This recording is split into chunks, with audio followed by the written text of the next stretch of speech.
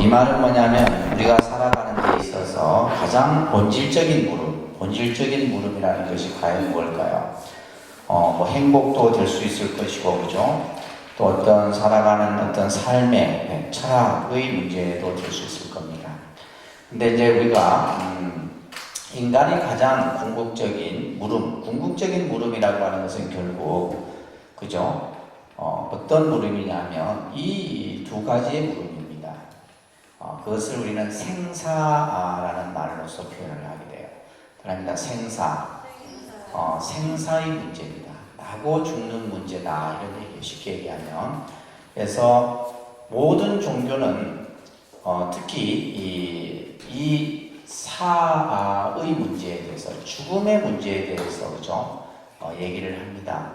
기독교는 천당을 얘기를 하고, 또 불교는 극락을 얘기하고, 그러나 이제 불교라는 종교는 뭐 극락이나 천당 이런 개념을 우리가 얘기하기도 하지만은, 불교가 가지고 있는 가장 본질적인 것은 뭐냐? 이 생사의 문제로부터 자유로울 수 있는 것을 제시하는 것이 불교라는 종교가 가지고 있는 특색이에요. 그래서 이 나고 죽음이라고 하는 이 문제, 그래서 모든 종교는 그 죽음이라든지 또 어떤 태어남이라든지, 그래서 우리가 보통 이제 사람이 태어나서 그 다음에 성장을 하고 결혼을 하고 그 다음에 이제 또 우리가 예를 들면 한 생을 마무리하고 이런 어떤 우리 어떤 삶의 통과 의례적인 면에 있어서 보면 대부분 이제 종교적인 그런 어떤 발령성들을 많이 가지고 있죠, 그죠?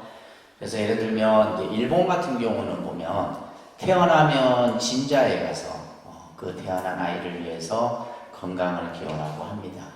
그리고 결혼은 또 교회에 가서 해요. 일본 사람들은 결혼식은. 근데 그렇다고 뭐 이제 우리 같이 뭐 어떤 신앙적인 이런 교회의 개념은 아니에요. 그냥 호텔 안에 교회가 있어요. 호텔 안에 교회가 있고 뭐 공원 내에 또 이런 뭐 성당이나 이런 것들이 있는데, 또 일본은 희한하게 죽고 나면은 어디에 또 모시냐면 반드시 절에 또 모셔요. 그래서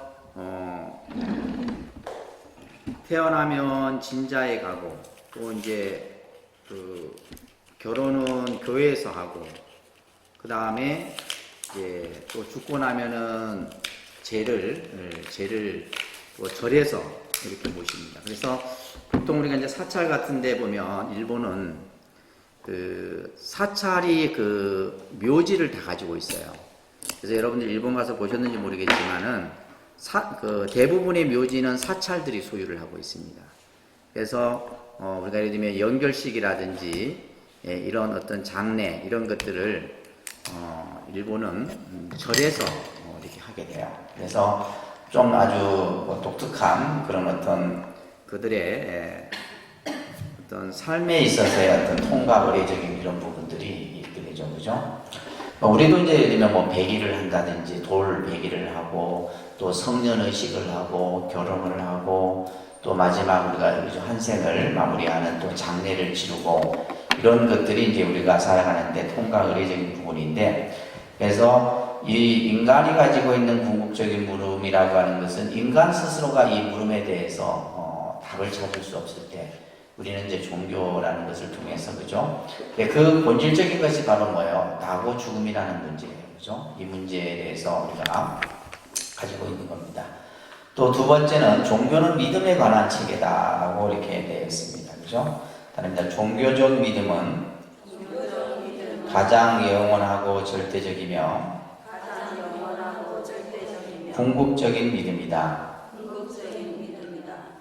그래서 어떤 종교든지, 그죠?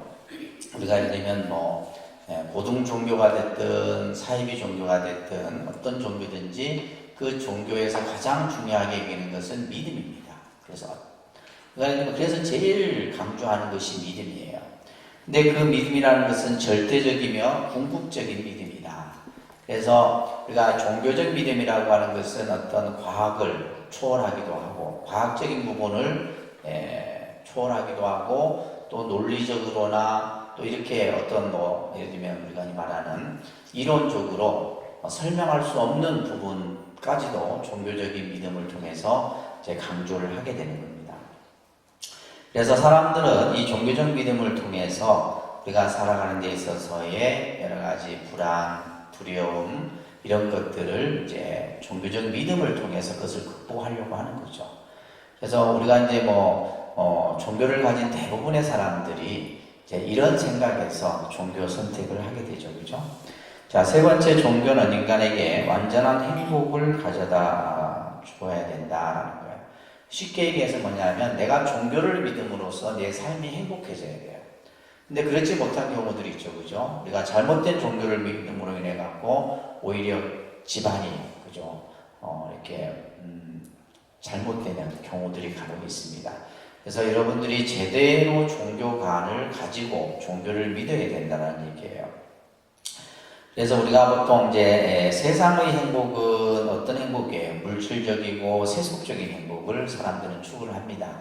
그것은 뭐냐면 반드시 괴로움이 수반되는 거예요. 우리가 예를 들면 돈이 있으면 좋지만은 그 돈으로 인해서, 그죠? 괴로움이 또 만들어지잖아요. 또 우리가 예를 들면 자식이 있으면 좋지만은 자식 때문에 또 여러분들이 살아가는데 때로는 행복도 느끼기도 하지만은 항상 괴로움이 수반이 되는 거예요. 왜냐하면 이제 우리의 삶이라고 하는 것은 영원하지 못하기 때문에 반드시 괴로움이 수반된다라는 겁니다. 권력도 마찬가지고 모든 것이 마찬가지예요. 그런데 이제 우리가 종교적인 행복은 뭐냐면 여기서 말하는 것처럼 완전하고 절대적인 행복이에요. 그래서 우리가 예를 들면 종교적인 어떤 신앙을 통해서 행복을 느끼는 사람들은 물질적으로는 좀 가난하지만은 마음은 행복하죠. 그래서 보면 우리가 이제 그 어떤 행복 지수를 얘기를 할 때 종교적 신앙을 가진 사람들이 행복 지수가 더 높습니다. 그렇지 않고 이제 예를 들면 종교의 믿음이 없이는 모든 것을 물질적 기준으로 행복을 삼으려고 한단 말이에요. 그래서 이제 종교라고 하는 것이 우리들이 살아가는 삶에 있어서 행복을 줄 수 있는 그런 종교여야 된다. 그러니까 내가 종교를 선택하고 믿는 데 있어서 내가 믿는 종교가 그러한 기능을 해야 된다 이런 얘기예요. 근데 만약에 종교가 그런 어떤 순기능을 하지 못하고, 그죠? 오히려 역기능을 하게 된다면 문제가 된다는 겁니다. 그 다음에 네 번째, 종교는 세상을 평화롭게 만듭니다. 우리가 예를 들면 오늘도 보니까 여러분들 아침 국제뉴스에 스리랑카에서, 그죠? 자살폭탄 테러가 일어나고, 근데 이제 스리랑카는 국교가 불교입니다.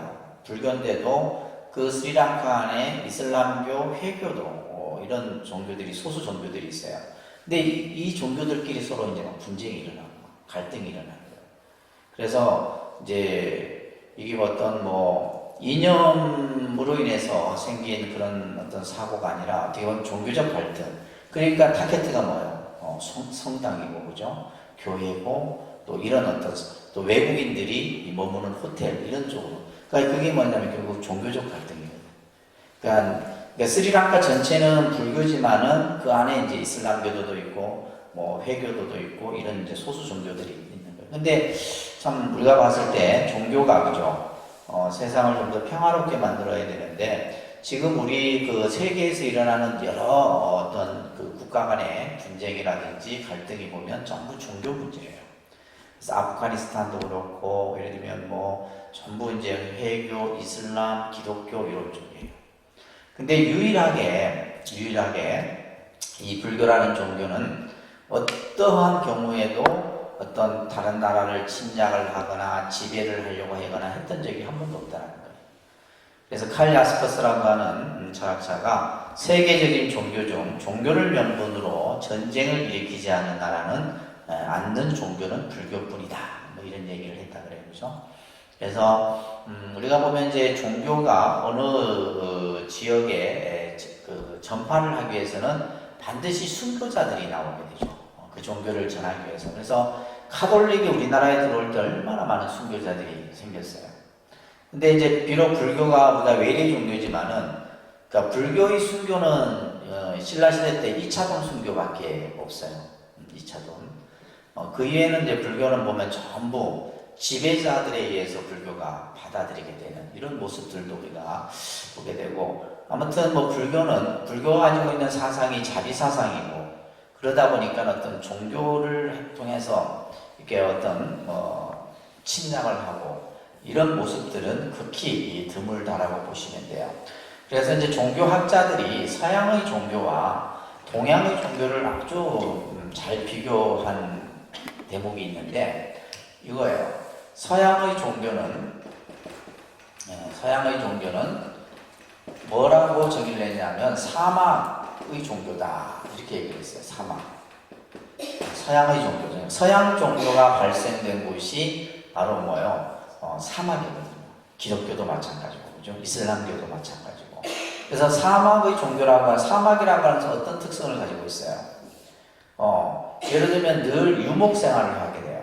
유목 생활. 그래서 예를 들면 내가 이쪽 지역에 가서 이렇게 유목 생활을 하다가 또 이제 예를 들면 이제 또 다른 지역으로 또 옮겨서 이러다 보니까 뭐냐면 정복력이라든지 지배력이 강하죠.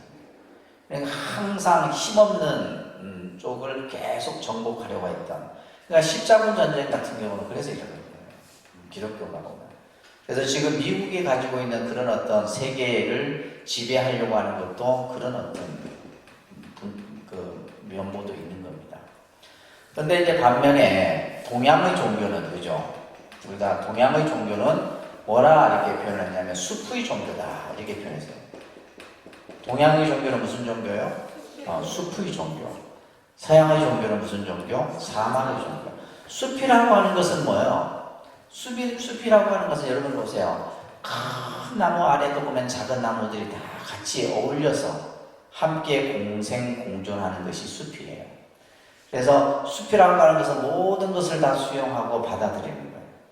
그래서 이제 이 동양의 종교는 크게 어떤 전쟁이라든지 남을 지배하려고 하는 이런 어떤 성향이 적습니다. 반면에 서양의 종교 같은 경우는 종교의 발생 토대 자체가 사막이기 때문에 정복력, 지배력 이런 것들이 강하게 돼요. 그래서 예를 들면 내 편이 아니면 무조건 뭐예요? 적이에요. 주적이 분명합니다. 우리가 예를 들면 기독교인들이 왜 그런 사고를 갖냐면 이런 어떤 영향을 가지고 있기 때문에. 근데 불교는 그렇잖아요. 불교를 믿어도 안 믿어도 예를 들면 크게 적대감이 없어요. 그렇죠, 그죠? 불교는 스님들도 내 아는 분도 교회 다니는 분이 계신데 내가 그분 보고 절에 와라 이런 소리도 안 해요. 그래, 네 교회 가고 싶으면 교회 가고 믿음은 근데 중요한 것은 잘 믿어야 된다는 거지. 교회를 다니더라도 올바른 믿음을 가져야 되고, 그렇듯이 이제 내가 불교를 믿고 내가 스님이라서 그 사람을 불교로 강제로, 그죠? 이렇게 데려오고 그러진 않아요. 또 인연이 되면 오겠지만, 그렇듯이 이 서양의 종교와 동양의 종교의 차이점을 우리가 여러분들이 잘 기억을 하시면서 막스 밀러라고 하는 이 사역자가 이런 얘기를 했어요. 말합니다. 한 종교를 아는 사람은 아무 종교도 알지 못하는 것이다. 그죠? 그러니까 우리가 예를 들면 종교의 다양성, 지금 우리가 살고 있는 이 사회는 종교의 다양성. 그러다 보니까 이제 우리가 불교만 알아서 되는 게 아니라 여러분들이 기독교도 알아야 돼요. 가톨릭도 알아야 됩니다. 그 다음에 예를 들면 샤머니즘도 알아야 돼요. 그래서 내가 종교적 이해를 좀 더 폭넓게 가지고 있어야 된다는 거예요. 무슨 말인지 아셨어요? 불교 공부 끝나면 성경 공부도 해보세요. 해봐야지 뭐가 좋은지를 안다 이 말이에요. 그러니까 우리가 예를 들면 내가 그냥 불교만 딱 보면 예를 들면 우물 안에 개구리밖에 안 되는 거예요. 그래서 여러 종교를 우리가 경험하고, 그래서 이제 요즘에 우리나라는 7대 종교 지도자들이 항상 모여서 서로 종교 간의 대화를 합니다. 그러니까 7대 종교, 7대 종교 하면 이제 우리나라의 대표적인 종교 단체들이죠. 그죠? 불교, 기독교, 가톨릭, 천도교, 원불교, 이렇게 몇 개가 있어요.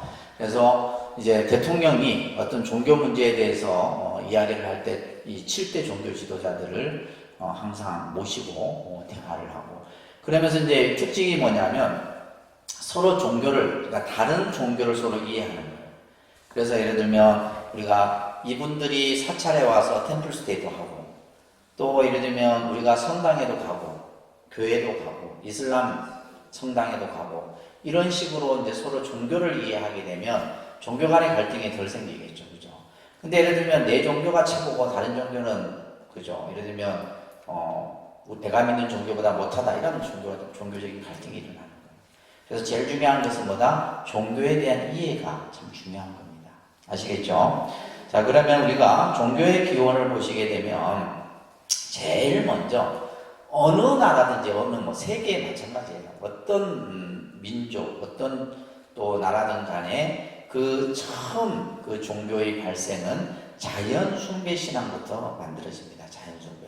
쉽게 말해서 우리가 이 말하는 불교나 기독교나 이슬람교 이런 종교들은 고등 종교입니다. 쉽게 말해서 그 이후에 만들어졌다 이 말이에요. 그러면 그 이전에 아프리카라든지 예를 들면 중앙아시아라든지 우리 예를 들면 우리나라 동북아시아 이런 우리나라 중국 일본도 그렇고 다 맞아요.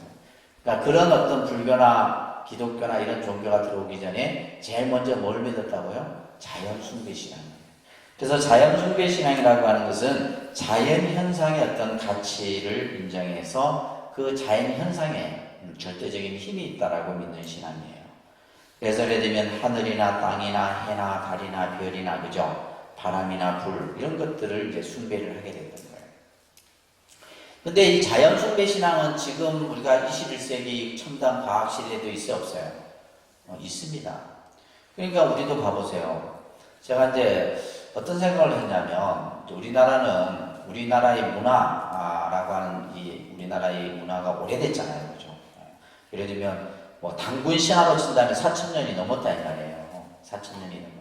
그러니까 기독교 문화보다도 우리나라 문화가 더 몇천 년이 더 빠르는데 그 당시에는 이제 예를 들면 우리가 해나 달이나 그래서 지금도 보면 여러분들 1월 1일 다 어디가 해돋이, 그죠? 해돋이. 그래서 저 한번 이제 한 해 그 첫 떠오르는 해를 바라보고 소원을 빌기 위해서 해돋이를 막 그냥 합니다. 근데 봐보세요. 그 해돋이에 있는 사람들이 다 해를 믿는 사람들일까요? 그 외에는 보면 기독교인들도 있고, 그죠? 불교 신자도 있고. 나는 그래서 예전에 한번 부산에 있을 때 해운대 해돋이를 갔다가 내가 막혀서 죽는 줄 알았어요. 사람들 뒤통수밖에 안 보여. 얼마나 사람이 많은지. 근데 그때 내가 생각했던 게 뭐냐. 이 사람들이 다 해를 믿는 사람들인가? 아니면 기독교인들도 있을 텐데. 그러면 기독교인들은 뭐냐면 자기 종교를 배신하는 거예요. 근데 그렇게 우리가 보지 않잖아요. 그거는 우리 문화예요, 문화. 우리가 해를 바라보고 또 정월 대보름에 그죠? 달을 바라보면서 소원을 빌고. 이것은 종교라는 것이 들어오기 전에 오랜 우리 문화 속에서 전해져 내려오는 하나의 풍습이고 관습이에요. 이거는 없어져요, 안 없어져요? 안 없어져요. 그리고 예를 들면 종교를 모르는 여러분들 어머니 세대들이 장독대 위에 그죠? 정한수 떠놓고 그걸 가지고 미신이라 할 수 있을까요? 그건 미신이 아니에요. 그러니까 미신이라고 하는 것은 여러분들이 미신을 믿는 거지. 그러니까 이 용어 자체는 미신이라는 한자인데 내 믿음이 불명확한 것을 미신이라고 해요. 우리가 예를 들면 정한수 떠놓고 우리 아이를 위해서 손이 그냥 그죠? 손발이 닳도록 그 기도하는 그 마음이 미신이 아니에요. 내가 믿는 믿음이 불명확한 그 상태를 뭐라 그래요? 미신이에요. 부처님이 있는가 없는가, 극락이 있는가 없는가. 여러분들이 미신을 믿는 거지. 무슨 말인지 아시겠죠? 그래서 우리가 이제 이런 어떤 자연 숭배 신앙들 같은 경우, 그래서 어떤 아주 정령 신앙이라고 해요. 뭔가 아주 성스러운 어떤 뭔가가, 그래서 우리가 예를 들면 오래된 나무들, 여러분들 마을에 옛날 그 시골 마을에 가면 마을 어디에 큰 나무들이 있잖아요. 그죠? 또 예를 들면 우물이라든지 또 돌 같은 거 같은 경우도 돌도 이렇게 보면 그런 돌도 우리가 이제 범상치 않게 생각하잖아요. 그죠? 그래서 이런 것들에 대한 숭배 신앙이 바로 뭐다? 자연 숭배 신앙이다. 그러니까 지금도 이런 신앙들이 우리가 전해져 내려오는 겁니다. 그래서 인도에는 범천 신앙이 있었고, 또 아프리카 같은 경우에는 달 신앙이 있었고, 천지 신앙이 있었어요. 또 우리가 예를 들면 이제 동물 숭배 신앙도 나타나게 되죠, 그죠? 동물 같은 경우, 뭐 우리나라 같은 경우는 대표적인 거 뭐 있어요? 호랑이 같은 경우 산신, 산의 산신, 호랑이, 그죠? 그 다음에 이제 우리 뭐 보지는 못했지만은 우리나라에 항상 설화에 나오는 용 신앙 같은 경우. 여러분들 그래서 뭐 꿈에 용국 꾸면 뭐 그죠? 좋은 꿈이라고 하고 그러잖아요. 그러니까 이런 것들이 뭐냐면 우리 삶 속에 이렇게 뿌리 내리고 있는 자연 숭배 신앙이에요. 인도 같은 경우는 뭘 제일 아주 신성시해요? 소, 그죠? 소. 인도는 막 소가 막 사람보다 더 대우받는 데가 인도예요. 그래서 그들은 소를 숭배하고 또 코끼리, 아프리카 같은 경우는 뭐 사자나 악어 이런 숭배하는 동물들이 또 있단 말이에요. 세계마다 다 각기 달라요. 그래서 이와 같은 자연 숭배 신앙은 이런 어떤 자연물이라든지 또 동물이라든지 이런 것을 통해서 뭔가 내가 그들로부터 뭔가 보호받을 수 있다라는 이런 생각을 하는 신앙이 바로 자연 숭배 신앙입니다. 아시겠죠? 그러니까 지금도 이 신앙이 있다는 거예요. 그죠? 그 다음에 두 번째가 보면 샤머니즘입니다. 샤머니즘. 샤머니라는 말은 무당이라는 뜻이에요. 무속신앙이에요. 무속신앙. 지금도 이 무속신앙이 있어요? 없어요? 무속신앙이 오래전부터 내려오는 이 신앙이 무속신앙이에요. 그래서 이 샤머는, 무당은 뭐예요?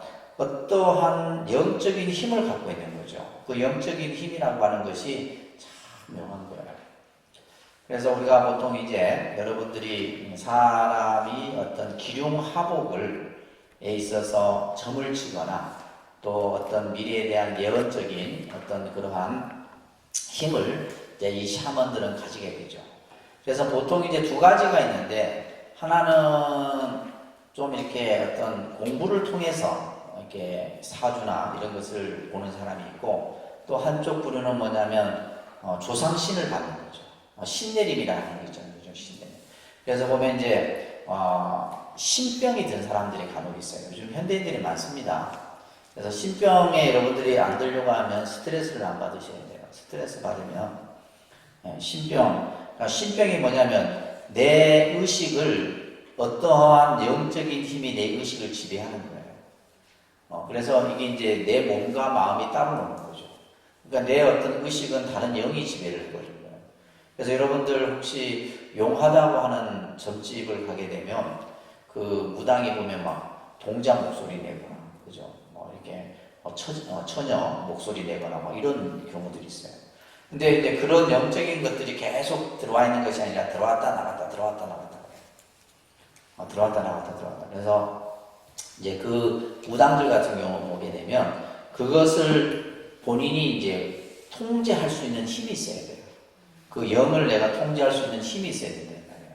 그러기 위해서는 그들이 뭘 하냐면 기도를 합니다.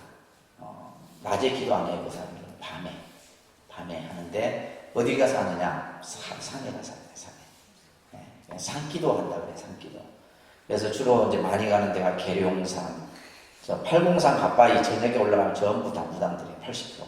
그게 남자들도 무당이 있으니까 남자들도 많이 갑니다. 그래서 이제 좀 이렇게 산의 기운이 있는 곳에 가서 그들이 이제 밤새 산기도를. 이제 기도를 하고 나오면 이제 또 이제 얼마간은 또 이렇게 본인이 이제 그 활동을 또 하는 거예요. 안 그러면 몸이 아프죠. 안 그러면 본인이 막 몸이 아프고 굉장히 어떤 영에 시달리게 됩니다. 그래서 그들은 이제 기도를 하고. 그래서 이제 예를 들면 점집 같은 데 보면 여러분들 그 대나무 같은 게 있어요. 점집에, 그죠? 그 대나무가 바로 뭐냐면 신내림을 받는 거거든. 그래서 이제 이런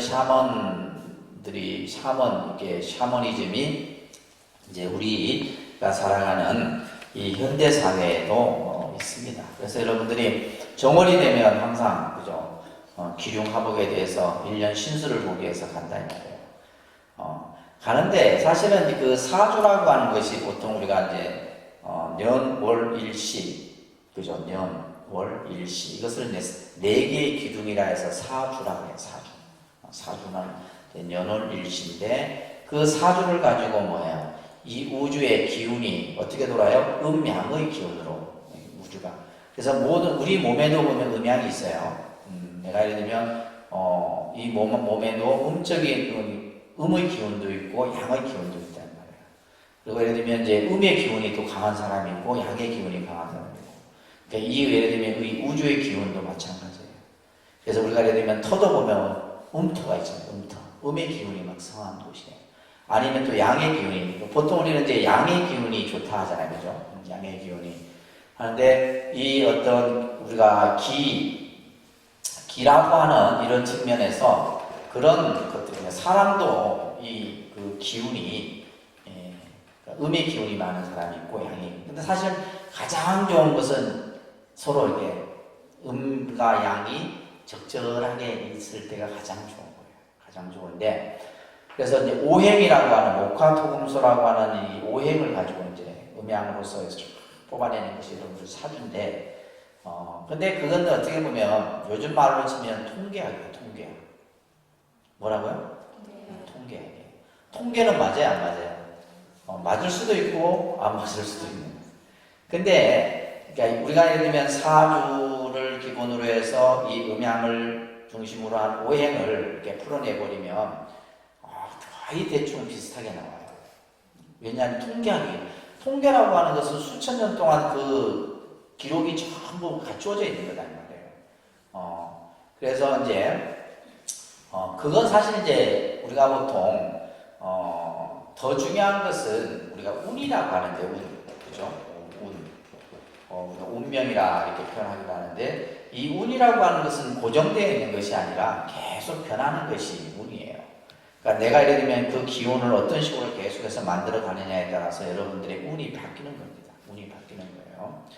그래서 이런 어떤 샤머니즘 이런 신앙들 참 그러니까 우리가 예를 들면 이제 요즘에 뭐 빙의 같은 거 예를 드라마 나오죠. 보셔요? 빙의 보면서 무슨 생각하세요? 저런 세계가 있나 이런 생각이 드세요? 그죠? 우리가 이제 정상적인 사람은 눈에 안 보입니다. 그런 어떤 예를 들면 죽은 영혼이라든지 이런 것들이 보이면 이상한 거예요. 보이면 큰일 납니다. 안 보이는 게 정상이에요. 근데 예를 들면 아까도 얘기했듯이 이 어떤 영적인 지배를 받게 되면 다른 영의 지배를 받게 되면 근데 그 영이 다른 사람이 아니에요. 내와 관련된 사람이에요. 여러분들 집안과 관련된 사람이다. 그래서 그 영적인 지배를 받게 되면 순간 내가 그것이 보이게 되는 거예요. 그래서 여기 있는 사람들 보면 눈을 보면 눈이 달라요. 다릅니다. 그래서 딱 표가 나요. 표가 나서 주위에 이제 참 그래서 이제 그런 것들을 이제 치유하는 방법이 이제 불교에서는 이제 구병시식이라고 하는 의식이 있어요. 구병시식. 그래갖고 이제 그 몸 안에 있는 그 영을 끄집어내는 거죠. 끄집어내갖고 다시 이제 천도를 시켜버리는 거예요. 왜냐하면 결국 뭐냐면 그 영혼이 이 생에 대한 뭐 때문에 집착 때문에 그런 것들에 대한 지배가 생겨지게 됩니다. 그러면 이제 우리가 이 점이라든지 이 어떤 샤먼에 대한 이런 믿음들이 기독교인들은 없을 것 같아요. 기독교인들도 전보고 합니다. 본인들도 전보고 하는데 제가 이제 미국에 있을 때 이제 스님 한 분이 이제 이렇게 점을 봐주는 스님이에요. 한 번 보는데 $50예요. $50면 5만 원이죠, 그죠? 근데 이 스님이 일수나 이런 것도 잘 봐요. 잘 보는데 주 고객 전부 교회 다니는 교회 신자들이에요. 심지어는 목사님이 교회를 이제 오픈해야 되는데 오픈 날짜를 이제 받으러 가요. 그러니까 세상이 참 재밌는 세상이죠, 그죠? 그래서 이런 어떤 샤먼 신앙은 그렇다고 이것을 우리가 부정할 수도 없고 우리가 이제 직접 보지 못하고 느끼지 못하니까 우리는 부정을 하지만은 그것을 또 부정할 수만은 없다는 거예요. 쉽게 말해서 지금도 이 우주 허공 가운데 수많은 원혼들이 떠돌고 있단 말이에요. 떠돌니다. 여러분들 집에도 감이 다 있어요. 근데 있다 생각하면 그 다음부터는 여러분들 집에 이제 못 있는 거지. 내가 누워있는데 내부에서 예를 들면 쳐다보고 있는다 생각해 보세요. 그러니까 그 빙의 그 드라마 보니까 거의 이제 우리 스님들이 하는 얘기를 거의 이렇게 다 이렇게 풀어놓고 하더라고. 예. 그래서 이제 그 예를 들면 방에 가면 그 집안에 보면 그래서 우리가 이제 좀 음의 기운이 강한 집 같은 경우는 그게 보면 반드시 어떤 영혼들이 있게 됩니다. 영혼들이 있게 되고 재밌는 얘기 하나 해줄까요? 이제 보통 우리가 사람이 죽으면 그 혼을 건져야 돼요. 혼을 건져야 되는데 우리가 예를 들면 뭐 그 육체 자체는 아무 의미 없는 거거든. 죽고 나면은 그 육체는 아무 의미 없는 거예요. 근데 이제 그 혼을 건져야 되는데 예를 들면 이제 어떤 사람이 물에 빠져 죽었어요. 물에 자살을 해서 물에 빠져 죽었는데 어떤 경우에는 그 시신을 못 찾는 경우가 있는데 그 시신을 또 찾는 사람이 있어요. 그러니까 다양합니다. 시신을 찾는 사람이 있고 시신을 건지는 그 혼을 건지는 사람이 또 따로 있어요. 그래갖고 제가 아는 이제 스님이 이제 그 혼을 건지는 스님이에요. 건지는 스님인데 어떻게 건지냐면 교통사고 같은데 보면 우리가 보면 사고는 안 돼서 계속 나죠. 옛날에 보면 우리가 그 마을에 이런 이렇게 그 수영하는데 이런 데 보면 물에 빠져 죽으면 계속 그 자리에만 빠져 죽어요. 희한하죠, 그죠? 그래서 교통사고 난 데도 보면 꼭 그 자리에서 나오고. 그러면 그 자리에는 뭐가 있냐면 아직까지도 그 혼이 있다는 거예요. 그래서 이제 그 혼을 건져야 되는데, 이제 종이 형태의 이제 사람 모습을 쫙 이렇게 해갖고 스님이 기도를 합니다. 기도를 해갖고 대나무를 탁 하면 그 종이가 싹 따라 불붙어요. 그러면 그걸 이제 항아리에 넣어서 그 혼이에요. 넣어갖고 절에 이제 모셔와서 이제 천도제를 지내갖고 불살라서 이제 천도시키고 또는 한 번은 물에 빠진 그 이제 혼을 건져야 되는데 이제 스님이 일주일을 했는데도 안 올라오더라네요. 일주일 동안 그 넓은 바다에서 그게 시신을 건진 그 자리에서 이제 대나무로 막 기도를 하는데 뭔가 탁 걸리는 느낌이 들더라고요. 그리고 대나무를 쫙 건졌더니 머리카락이 그걸 이제 항아리에 넣어갖고 그 혼이에요. 그래갖고 그걸 이제 천도. 그래서 내가 그렇게 해서 니 얼마 받냐? 그러니까 1,000만 원 정도. 내가 볼 때 1,000만 원도 싼 거죠. 일주일 내가 같으면 1억을 줄 때도 나는 못하지. 그러니까 그 일주일 동안 얼마나 힘들겠어요. 또 그 쉽게 말해서 귀신과 싸워야 되는데 그 귀신을 지배해서 그걸 데리고 와야 되니까 얼마나 힘든. 그러니까 그런 어떤 영적인 그 얘기를 우리 스님들이 밤 10시부터 새벽 3시까지 얘기를 듣고 있었나? 여러 스님들이 되게 재밌더라고요. 이 세상에서 제일 재밌는 게 귀신 얘기예요. 밤에 들어야지 집에 못 가는데. 제일 재밌는 게 귀신이에요. 그런데 그런 세계가 있어요. 그러면 일반적으로 사람이 죽은 그 영가들은 유해하지 않고 천도제를 지내지 않으면 유해하지 않나요? 그렇진 않아요. 그러니까 쉽게 말해서 우리가 예를 들면 원한이 있거나 근데 한이 남아있거든요. 누구나. 그러니까 우리가 세상을 아무리 잘 살아도 예를 들면 우리가 정말 내가 자식들 다 출가시키고 정말 다 이렇게 하고 모든 것을 내가 마지막까지 다 정리해서 우리가 이제 그래서 요즘에는 웰다잉이 중요하잖아요. 잘 사는 것보다 잘 죽는 게 중요하잖아요. 잘 죽는다는 것은 뭐냐면 내가 가진 것들을 다 정리를 해야 돼요. 해야 되는데 이제 그런 것들이 이제 예를 들면 특히 이제 우리가 자살은 제일 무서운 겁니다. 자살. 그 다음에 이제 요즘에 보면 우리 비명객사 많잖아요. 횡상, 객상 이런 같은 경우는 굉장히 힘들어요. 그래서 우리가 스님들 같은 경우도 자연사로 죽은 분을 천도하는 거하고 자살로 이렇게 뭐라고 달라요. 일단 힘들어. 우리가 힘들어. 그게 이제 그러니까 그거는 이렇게 말로 표현할 수가 없죠, 그죠? 힘들어요. 그래서 가능한 한 우리가 이제 한 생을 정말 편안하게 살다가 자연사로 죽고 또 그 인연에 의해서 우리가 또 부처님 세계에 가고 이렇게 하면 가장 이상적인데 아까도 얘기했듯이 이제 우리가 예를 들면 비명객사로 가거나 자살을 하거나 이랬을 경우에는 상당히 힘듭니다. 구제가 안 돼요. 구제가. 아셨죠? 그래서 샤머니즘 같은 경우는 어떤 신령한 어떤 힘에 의해서 인간을 통해 인간이 부르는 주문, 그러면서 죽은 영혼과 교통을 하고 교합하는 형태의 신앙이 바로 뭐다? 샤머니즘이다. 아셨죠?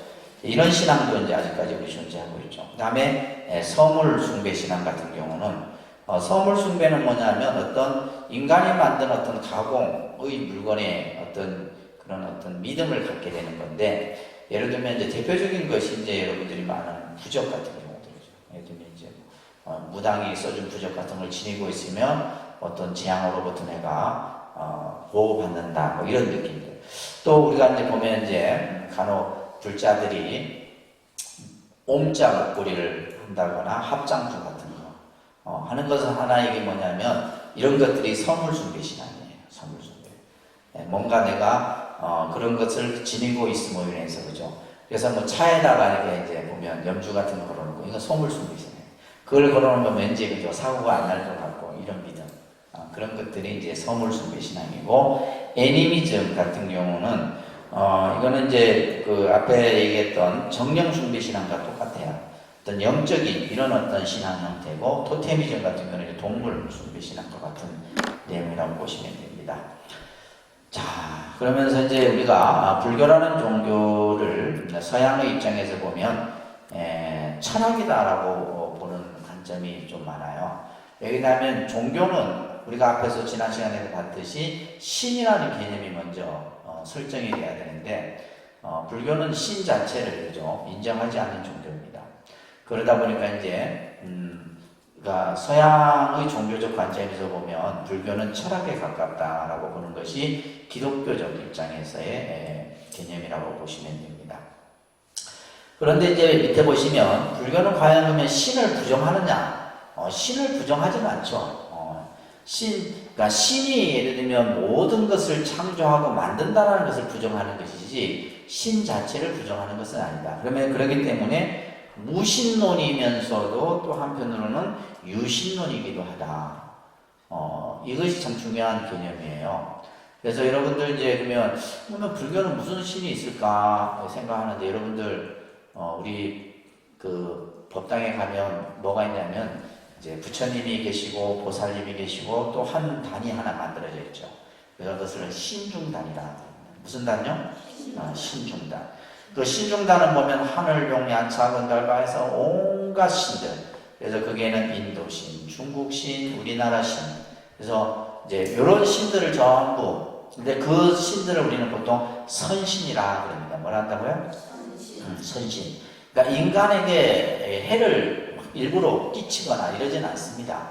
근데 예를 들면 인간이 잘못된 짓을 하게 되면 벌을 주긴 하죠. 권선징악적인 측면이 있단 말이에요. 그렇지만은 그들이 이제 인간을 막 그냥 일부러 해를 끼치거나 그러진 않아요. 그래서 불교에서 믿는 그런 신중들은 뭐냐면 선신이기 때문에 부처님 법을 믿는 이들을 항상 지키고자 원력을 세운 분들이에요. 이제 그러기 때문에, 그래서 불교는 신의 존재를 상정하거나 신의 존재를 논중하는 것을 철학적 목표로 삼지 않는다. 그러니까 서양 종교는 신을 강조하지만 불교는 무신론이지만은 또 한편으로는 유신론적인 측면도 있지만은 신 자체의 개념을 얘기하지 않는다라는 것으로 여러분들이 이해를 하시면 됩니다. 아셨죠? 그렇지만은 이제 불교는 기독교와 같이 뭘 중시한다는 거예요? 신앙을 중시한다. 신앙. 그 신앙이라는 것은 바로 뭐냐? 우리가 부처님과 부처님의 가르침과 승가에 기여하는 것을 기본 신앙적 토대로 삼는다라는 겁니다. 이것을 우리는 뭐라 그래요? 삼보라고 여러분들이 배우셨어요. 다릅니다. 삼보.